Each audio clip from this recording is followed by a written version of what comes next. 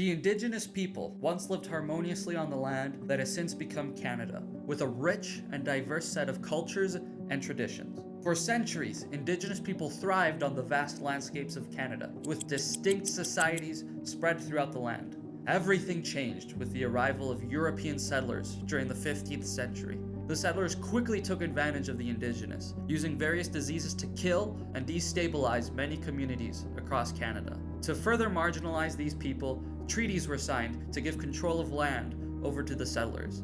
Often misleading, these treaties marked a big step in the colonization of Canada and the destruction of Indigenous culture. Behind me stands what once was a symbol of racism and hate.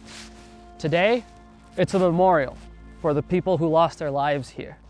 I'm here at the St. Barnabas Residential School site in the outskirts of Calgary, Alberta, on the Tsuut'ina Nation Reserve.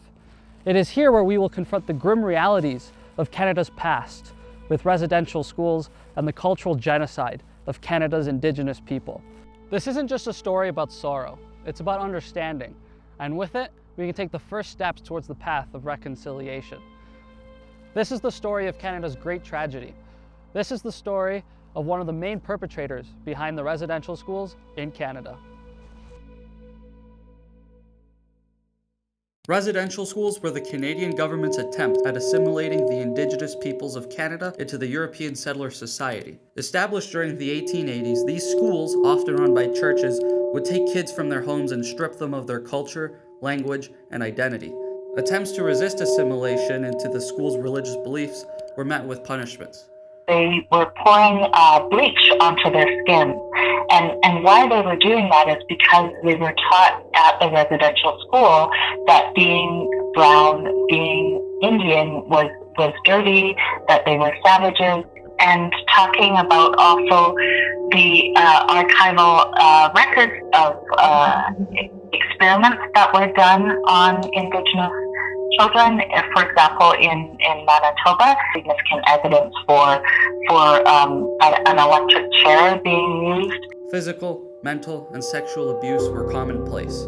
These churches that ran the schools would often pocket parts of the budget for their own gain, spending less than what they should have on food and other amenities. Residential schools continued to expand throughout Canada, leading to over 130 different schools in operation. The latter half of the century saw residential schools slowly disappear over time, until the last residential school finally closed in 1997.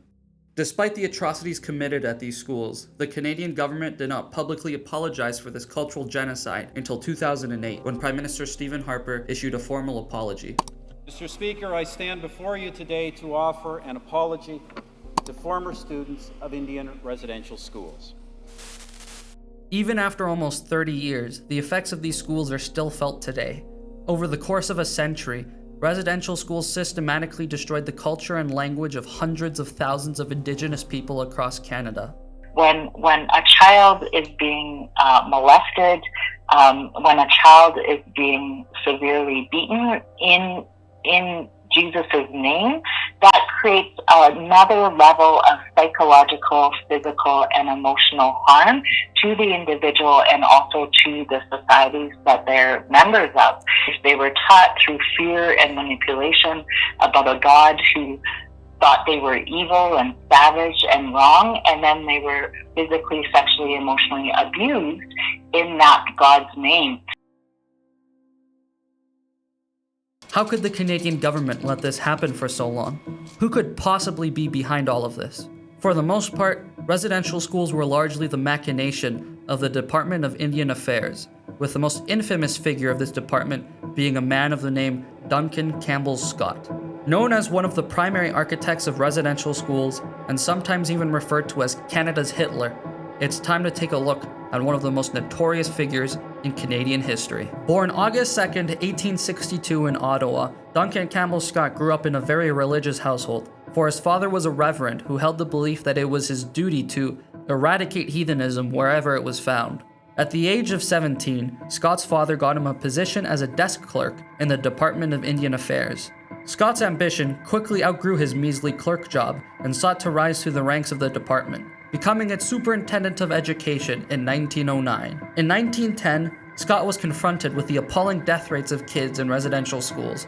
His response? This alone does not justify a change in the policy of this department, which is geared toward the final solution of our Indian problem. 10 years later, he would elaborate.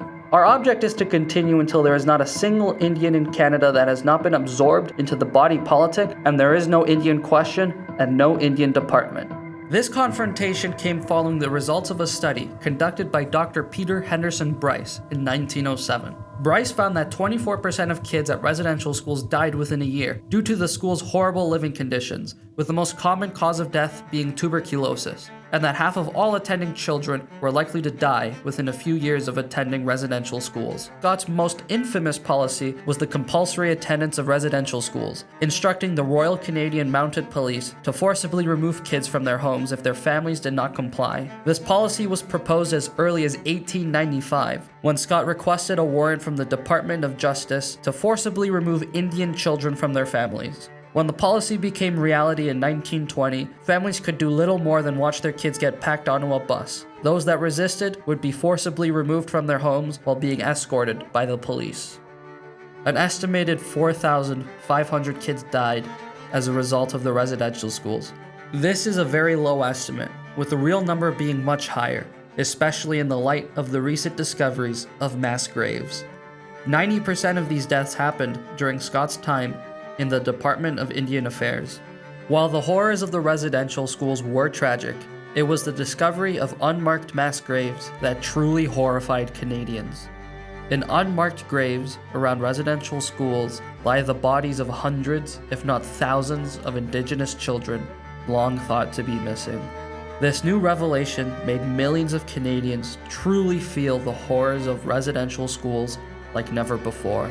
While many Indigenous people have known of these graves for years, this discovery really put some truth into the extremely low estimated deaths and has, to an extent, sparked some new discussion and efforts towards achieving reconciliation. Having someone like the Prime Minister of Canada apologize and say what Canada did was wrong had a huge psychological impact for many residential school survivors. What Canada did was wrong had a huge psychological impact for many residential school survivors. Having the state say, no, we were wrong in doing this, did have a huge impact.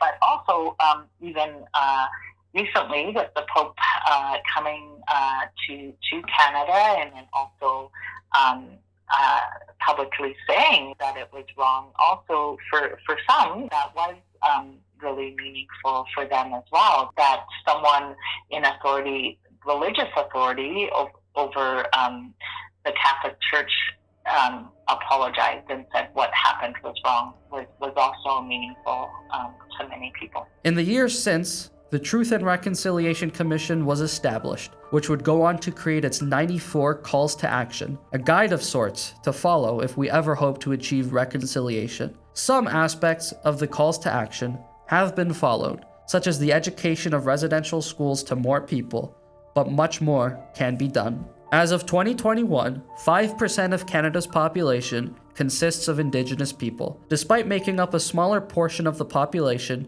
Indigenous people are at a higher risk of health issues, substance abuse and addiction, malnutrition, poverty, and are more likely to suffer from a mental health crisis. Additionally, many Indigenous women have gone missing, with little action taken to find them. As it stands now, we are a long way off from achieving reconciliation. My hope is in the future, and what we can see now, is that settler society and Canadians are once again interested in being in Neo-Wet'suwet'en, in good relationships with Indigenous peoples, not just for settlers, but for Indigenous peoples and Canadians alike. Now is the time to listen, learn, and act. Together, we can pave a path towards a better future for all of us.